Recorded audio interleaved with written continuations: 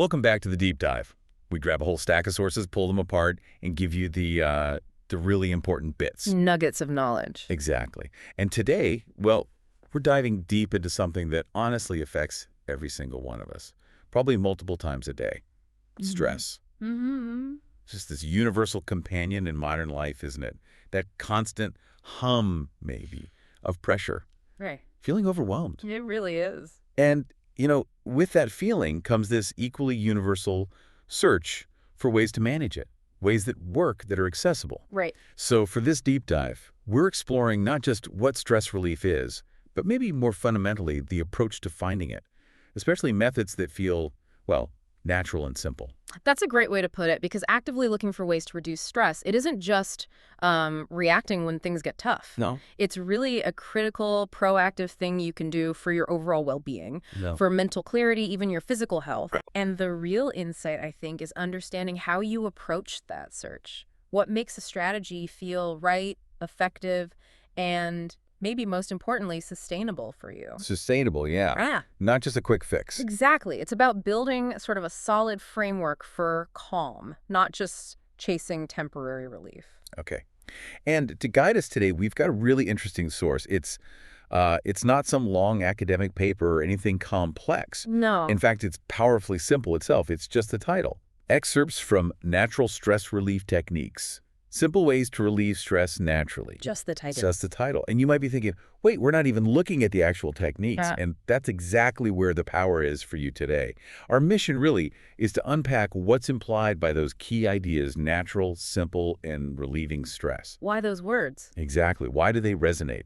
Why are these elements so compelling and, honestly, vital for anyone trying to navigate the pressures of daily life? It's not just about what to do, but why certain approaches just feel right. Okay, let's unpack this then. Stress. I mean, it's not new, is it? Humans have always dealt with it. Definitely not new. Our ancestors had their own, probably very intense stressors. For sure. But maybe the nature of it in our world, fast-paced, always connected. Always on. Always on, yeah. It feels like it hits differently, maybe more significantly. I think so. Yeah. We all feel it. The daily grind, big life changes, moving, a new job, whatever it is. Yeah. Or even just that constant buzz of information from our phones, our screen. The information overload is real. Totally. That feeling, overwhelmed, restless, the mental fog. It feels almost inescapable sometimes. Just take a second. You listening, think about your own stress this past week. Yeah, and it's really striking, isn't it, how stress is just everywhere across all different lives, situations. But it doesn't discriminate. Not at all. Age, job, where you live, and relevant. And because it's so universal, well, the search for remedies is universal too. Makes sense. People are looking for ways to get back into balance, to calm down their, overstimulated nervous systems. So the fact that sources like this one, with titles like Natural Stress Relief Techniques, even exist, it speaks to a really fundamental human need, maybe an ancient one. A need for balance, for calm. Exactly. And for you, listening, it just highlights that your own desire for useful information, for effective strategies, it's not just you, it's a shared thing. We're all in this boat. Pretty much. And these sources are trying to meet that need, give you a shortcut to feeling a bit better in a complicated world. Okay, so here's where, for me, it gets really interesting. Let's focus on that first word. Natural. Why do you think that idea, natural stress relief, why does it hit home for so many people? What's the appeal of looking for solutions that seem to align with, I don't know, our bodies or nature itself instead of something? Aesthetic or pharmaceutical. Yeah, exactly. Or just artificial. Well, what's fascinating here is that the pull towards natural, it seems to go way beyond just, say, avoiding side effects, although that's part of it for some. Sure. It taps into something, I think, much deeper. There's a strong psychological element, maybe even evolutionary. Evolutionary. How so? Well, think about things like the biophilia hypothesis, this idea that humans have this innate tendency to connect with nature, with living things. Okay. And research backs this up. Being in natural environments, it directly affects our nervous system. It can shift us out of that fight or flight mode. The stress mode. Right, the sympathetic state, into the rest and digest parasympathetic state. Often by improving something called vagal tone. Yeah. So wanting natural solutions isn't just like a cultural trend. It might actually be tapping into a kind of hardwired biological preference, something that feels inherently safe, aligned with us. Wow, okay. a biological preference. Yeah. That makes a lot of sense, actually. Yeah. It feels inherently good. Exactly. But I wonder, though, does focusing so much on natural ever backfire? Does it create a kind of, I don't know, purity test? That's a good point. Like, does it make people feel bad if they can't access purely natural things, or if those don't work for them? Could it become another stressor itself? That's a really important nuance, and it brings up a critical question about what we mean by natural. Right. Maybe it's less about some rigid definition, some purity test, and more about finding alignment, what feels right for you. Alignment. Okay. Yeah. For one person, natural might mean, herbal remedies or getting outdoors. For someone else, it could be a breathing technique, using the body's own rhythms. Or even just eating whole foods. Exactly, or choosing whole foods.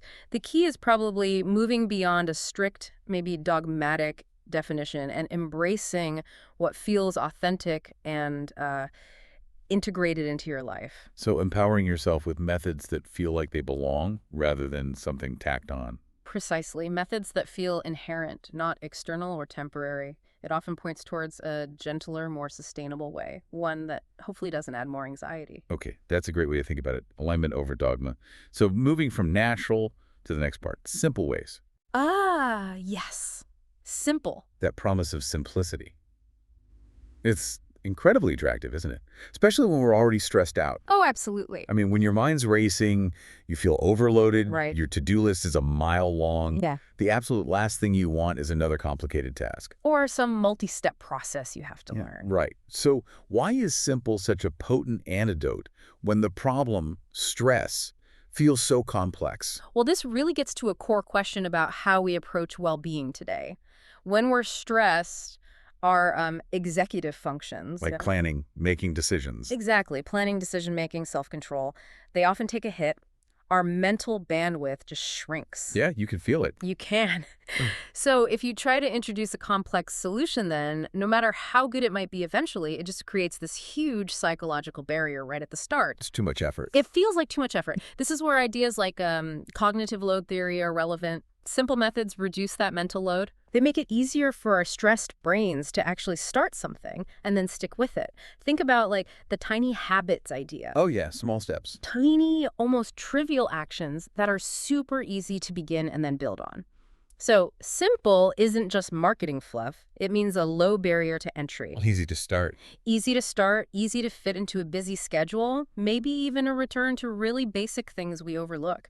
Crucially, things that don't add more stress by being demanding. Huh. So simple isn't just about being easy. It's almost like a strategic psychological move. In a way, yeah. And to make sure we actually do something, Yeah. even when we're low on motivation or brain power. Spot on.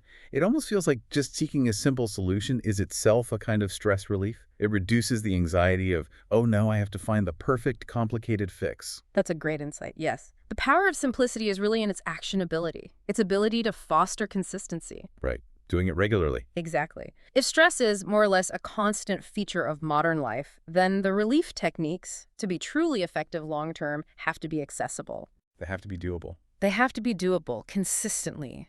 Simple methods allow for that frequent practice, and it's that repetition, that cumulative effect of small, positive actions, that's what builds resilience. And maybe confidence, like, I can actually manage this. Self-efficacy, absolutely. It gives you that sense of agency. You can weave these simple things into your day without them feeling like another chore. It's about finding those fundamental practices you can genuinely adopt and stick with. Okay, so bringing it all together then. Yeah. We've got natural, we've got simple ways, and they're all pointing towards the ultimate goal. Relieve stress. The core objective. Yeah. And ultimately, what's that about? It's about finding some calm in the chaos, right? Yeah. Getting your focus back. Just improving your overall quality of life. The desire to relieve stress.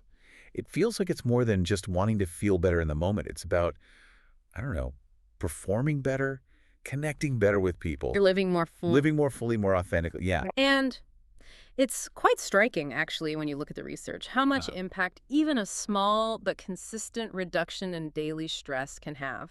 Really? Yeah. It's not always about eliminating stress completely. I mean, let's be honest, some stress is unavoidable. And sometimes useful, even. A little bit. A little bit can be motivating, sure, Well, but it's more about building resilience, developing your own toolkit, your repertoire of techniques that let you navigate the challenges more gracefully. so it's about how you handle it. It's about how you handle it. When we effectively relieve stress, we're essentially allowing our prefrontal cortex, the thinking part of the brain, to come back online. The rational part. The rational part, responsible for that executive function. We talked about rational thought, emotional regulation, decision-making. Okay. So it shifts you from just reacting to things happening to you to proactively managing your internal state. Yeah. And that is a genuinely empowering place to be. Yeah, taking back control. Taking back some control, reclaiming your mental bandwidth so you can thrive, not just, survive the day. Wow.